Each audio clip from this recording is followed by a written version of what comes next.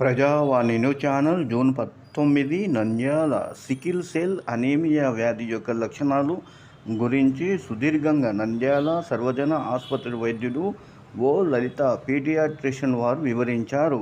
నంద్యాల పట్టణంలోని ఈ నెల 19న రామకృష్ణ పీజీ కాలేజ్ డిగ్రీ కళాశాలలో ప్రపంచ సికిల్ సెల్ రక్తహీనత అనీమియా దినోత్సవము నంద్యాల జిల్లా డిఎంహెచ్ఓ వారి ఆధ్వర్యంలో ఘనంగా నిర్వహించారు.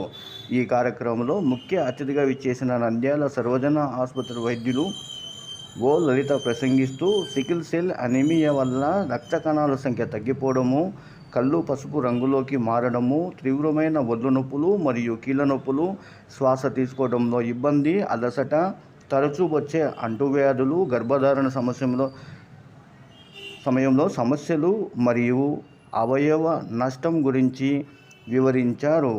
ఈ కార్యక్రమంలో KV Sivaprasad, tribal welfare schools మరియు వైద్యులు జగదీష్ చంద్రారెడ్డి, కాంతారావు, సునీత, ప్రసన్నలక్ష్మి, భరత్, శ్రీజ, ఆశ్రమ స్కూల్ పాండం విద్యార్థులు పాల్గొన్నారు.